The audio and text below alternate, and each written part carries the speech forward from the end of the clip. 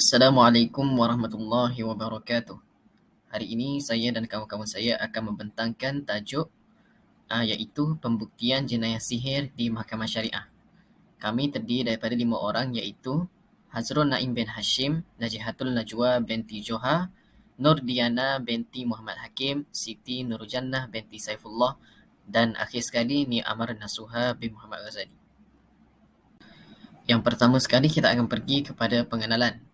Ilmu sihir adalah antara ilmu tertua yang diamalkan di dunia. Ilmu sihir bukanlah suatu yang asing dalam kalangan masyarakat setempat.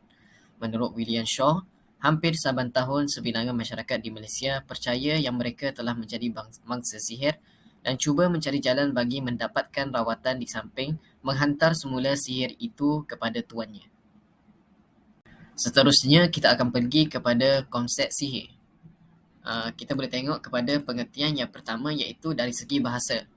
Perkataan sihir berasal dari bahasa Arab iaitu as-sihr yang membawa maksud ubat guna-guna, hikmat dan kebinasaan. Asal perkataan sihir ialah memesongkan sesuatu dari hakikatnya kepada selainnya, seolah-olah penyihir melihat kebatilan dalam bentuk kebenaran dan membayangkan sesuatu tidak menurut yang sebenarnya. Dari sudut istilah pula, menurut Fakhruddin Ar-Razi, sihir bermaksud segala sesuatu yang sebabnya tersembunyi dan digambarkan tidak seperti hakikat yang sebenarnya serta berlangsung melalui tipu daya. Ibnu Qudamah Al-Maqdisi menyatakan sihir adalah simpulan guna-guna mantera yang diucapkan atau ditulis dengan melakukan sesuatu perbuatan yang memberi pengaruh kepada anggota tubuh seseorang yang menjadi sasaran sihir tersebut, sedangkan semua itu dilakukan secara tidak langsung. Sihir menurut pandangan fuqaha pula merupakan suatu amalan yang dilarang dalam Islam. Islam menentang keras perbuatan sihir dan pengamalnya. Jumhur fuqaha menganggap perbuatan sihir itu sebagai kufur dan boleh membawa kepada kekufuran. Pendapat ini dipegang oleh Imam Malik dan Hanafi, Imam Ahmad bin Hanbal, Abu Thawr dan Ishaq. Syaitan yang terkutuk telah mengajarkan kepada manusia ilmu sihir agar manusia menjadi syirik kepada Allah Subhanahu wa taala. Okay, sekarang kita masuk sihir menurut undang-undang jenayah Islam. Menurut pendapat ulama mazhab Syafi'i dan pendapat ini dipersetujui oleh mazhab Hambali dari segi pembahagiannya sahaja, bahawa ianya terbahagi kepada 3 jenis iaitu pembunuhan sengaja, pembunuhan separuh sengaja dan pembunuhan tidak sengaja. Bagi pembunuhan sengaja, seseorang boleh disabitkan apabila dia mengaku bahawa dia yang menyihirkan mangsa dan sihirnya itu pada kebiasaannya boleh menyebabkan kematian. Dan bagi pembunuhan serupa sengaja pula, seseorang boleh disabitkan dengan membuat pengakuan bahawa dia telah menyihirkan mangsa dan kesan pada sihirnya itu kadang-kala membawa kepada kematian dan sebaliknya. Dan bagi pembunuhan tidak sengaja, seseorang boleh didapati bersalah melakukan pembunuhan tidak sengaja apabila penjenayah itu menyihirkan seseorang namun tersalah sasaran mengenai orang lain dan kesan sihirnya itu menyebabkan kematian. Di Malaysia, tidak ada satu pun peruntukan undang-undang khusus yang diperuntukkan berkaitan jenayah sihir, kecuali negeri Kelantan yang termaktub dalam enakmen Kanun Jenayah Syariah 2019 Kelantan. Enakmen ini telah mendapat perkenan Sultan Kelantan, iaitu Sultan Muhammad Kelima, dan dikuatkuasakan di seluruh negeri Kelantan bermula pada 1 November 2021. Seterusnya kita masuk hukuman jenayah sihir. Ulama mazhab berbeza pendapat berkaitan hukuman jenayah sihir, di mana hanya mazhab Syafi'i sahaja yang mengenakan hukuman ta'zir. Manakala bagi mazhab Hanafi, mazhab Maliki dan juga mazhab Hanbali, ketiga-tiga mazhab ini mengenakan hukuman bunuh bagi jenayah sihir. Namun bagi mazhab Maliki, tukang sihir kitabi tidak akan dibunuh kecuali jika ia memudaratkan kaum muslimin sahaja. Dan bagi mazhab Hanbali pula, bukan sahaja tukang sihir yang dikenakan hukuman bunuh, namun bagi seseorang muslim, walaupun dia bukan seorang tukang sihir yang beriktikad tentang kehalalan jenayah sihir, maka dia juga wajib dibunuh kerana kekufurannya dengan menghalalkan sesuatu yang haram. Okey, sekian. Itu sahaja daripada saya. Baiklah, kita pergi kepada pembuktian melalui pendapat pakar. Dalam bahasa Arab, pendapat pakar disebut sebagai Ra'yul Kabir. Ibnu Qayyim mentafsirkan pendapat pakar sebagai kesaksian orang yang berkeahlian dalam sesuatu bidang. Pendapat pakar juga adalah seorang individu profesional yang mempunyai kepakaran dan pengetahuan yang mendalam dalam sesuatu bidang atau persoalan seperti seorang doktor diterima keterangannya sebagai wasilah pembuktian yang diakui oleh mahkamah. Terdapat peruntukan mengenai keterangan pakar iaitu berdasarkan Seksyen 33 Enakmen Keterangan Mahkamah Syariah. Seterusnya, terdapat 3 kategori jenayah sihir iaitu pakar forensik, psikologi dan pakar yang mengetahui tentang ilmu sihir. Pakar forensik adalah kaedah pembuktian yang paling kontemporari dan mudah bagi memperolehi bahan-bahan bukti berkaitan. Bahan yang digunakan ialah bahan semula jadi dan bukan semula jadi. Bahan yang bersifat semula jadi adalah seperti darah, cebisan pakaian, air liur, DNA, cap jari dan lain lagi. Manakala bahan yang bersifat bukan semula jadi pula adalah seperti kaca, kesan tapak kaki, minyak dan alatan-alatan lain yang digunakan bagi membantu menjalankan perbuatan sihir. Yang kedua ialah pakar psikologi yang mana ianya berkaitan gangguan jin yang diklasifikasikan sebagai penyakit yang menyebabkan kecelaruan psikiatri. Dukun atau bomoh akan menumpukan perhatian ke arah aspek kerohanian sahaja manakala doktor dilatih secara barat untuk melihat dari aspek fizikal. Kategori yang ketiga ialah pakar yang mengetahui tentang ilmu sihir. Seseorang itu berpengalaman dalam menjalankan rawatan pemulihan pesakit gangguan sihir seperti pengamal perubatan yang diiktiraf. Rawatan yang paling boleh dipercayai ialah rawatan yang berdasarkan ayat Al-Quran, ru'yah syar'iyah dan sunnah Nabi. Kaedah lain seperti tepukan, pukulan, mandi dan sebagainya adalah dibenarkan selagi tidak bertentangan dengan syarak dan tidak menyerupai amalan pembomohan. Selain itu, terdapat 5 kelayakan pakar yang diiktiraf oleh mahkamah. Yang pertama, mempunyai pengetahuan dan pemahaman yang tinggi dalam sesuatu bidang seperti mengetahui bentuk-bentuk gangguan sihir, simptom, kesan dan kaedah amalan sihir. Kemahiran dalam merawat menggunakan kaedah-kaedah ru'yah syar'iyah adalah penting berdasarkan ayat Al-Quran, hadis Nabi dan bahan rawatan yang tidak bercanggah dengan syariat. Seseorang yang pakar itu juga perlulah berdaftar dalam institusi yang berautoriti seperti Jabatan Agama Islam Negeri. Yang kedua, berkelayakan dan bercakapan. Seseorang mestilah berkelayakan dari segi akademik seperti Sijil Tinggi Agama Malaysia, Diploma Pengajian Islam dan ke atas. Ini adalah untuk mempelajari asas ilmu fardu ain dan fardu kifayah seperti ilmu akidah, fiqh, tafsir, akhlak dan hadis. Kecakapan seseorang pula dari segi kesopanan, tenang dan sifat-sifat yang baik. Seseorang itu mestilah seorang manusia yang ikhlas, sabar, tawakal, redha, tidak mencari kepentingan dunia dan tidak berhasad dengki.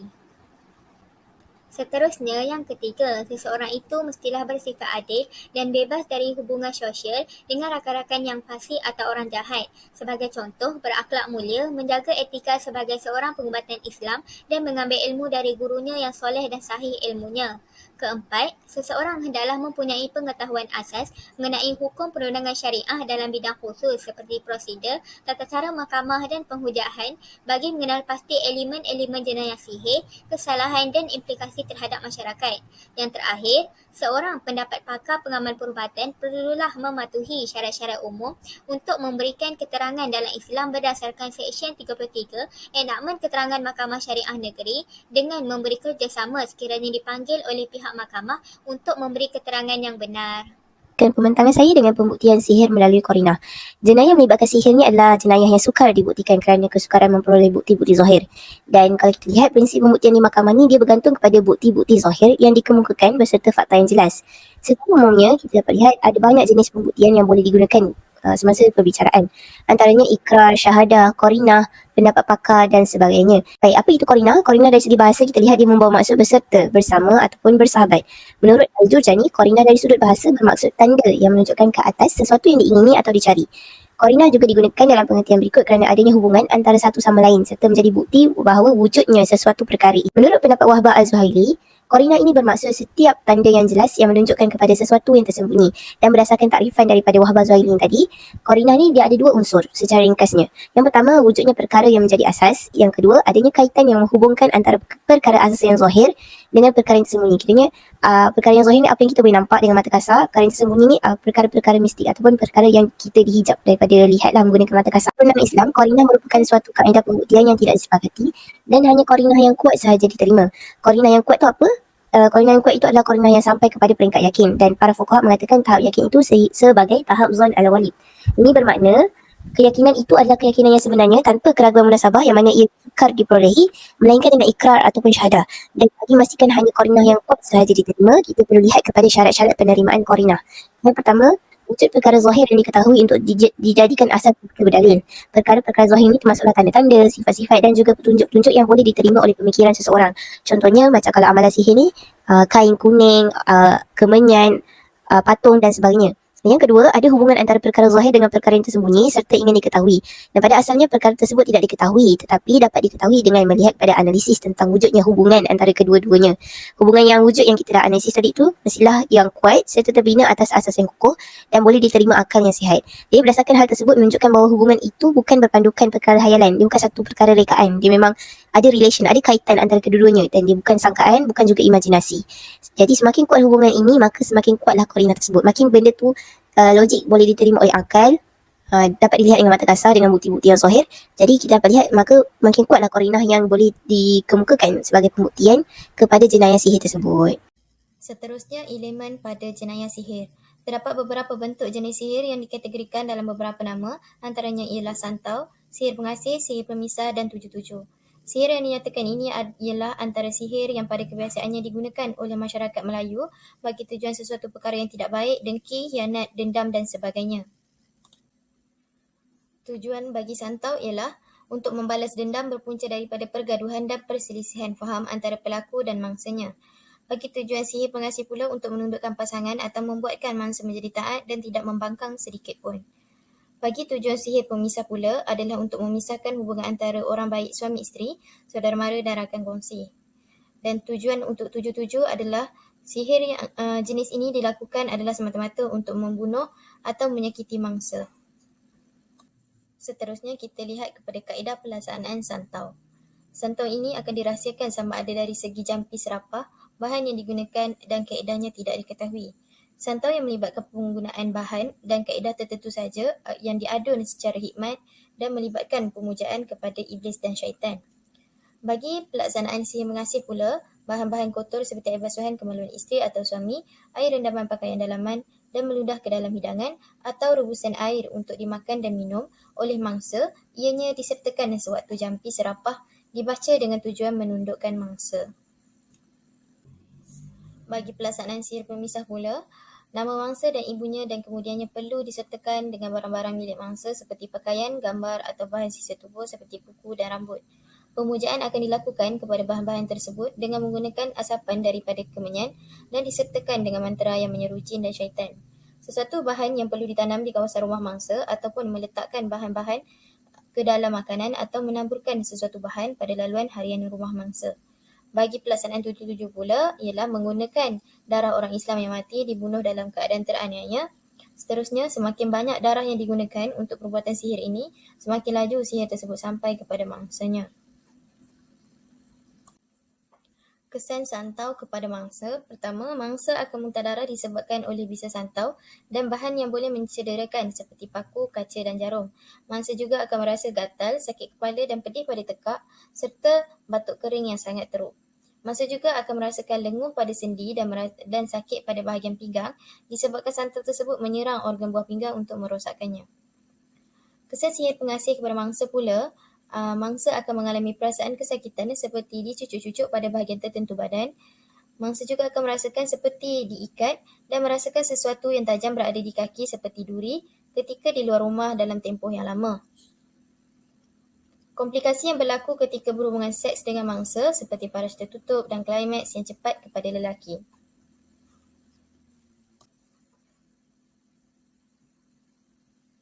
Seterusnya, kesan sihir pemisah kepada mangsa iaitu mangsa akan menzahirkan perasaan benci yang teramat, cemburu buta, ragu-ragu dan syahwat sangka.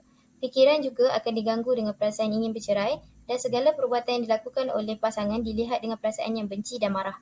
Wajah pasangan menjadi hodoh dan menakutkan pada penglihatan mangsa. Kesan tuju-tuju pada mangsa pula, demam, sakit dan berkemungkinan meninggal dunia dan ianya bergantung kepada kekuatan sihir tersebut. Kesimpulannya, perbuatan sihir dapat diterjemahkan sebagai perbuatan yang menghasilkan kesan luar biasa melalui perantaraan jin dan syaitan dengan menggunakan kaedah dan bahan yang khusus serta ianya menyimpang daripada akidah Islam. Seseorang yang melakukan jenayah pasti akan dihukum jika terbukti kesalahannya. Begitu jugalah penyihir yang didapati bersalah akan dihukum bersesuaian dengan kesalahannya.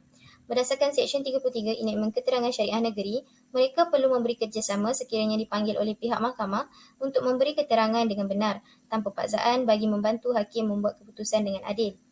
Berdasarkan kes-kes yang telah dibincangkan, kesemuanya melibatkan sihir yang berkaitan dengan perasaan dengki, khianat dan dendam, sehingga menggunakan sihir sebagai medium untuk memenuhi kehendak nafsu sendiri tanpa menghiraukan orang lain. Oleh yang demikian, sebagai umat Islam, kita perlulah redha dengan apa yang diberikan oleh Allah Subhanahu Wa Taala dan sewajarnya berpegang teguh dengan akidah Islam supaya terhindar daripada perbuatan terkutuk dengan mensyirikkan Allah Subhanahu Wa Taala melalui perbuatan keji sihir. Sekian daripada kami. Terima kasih.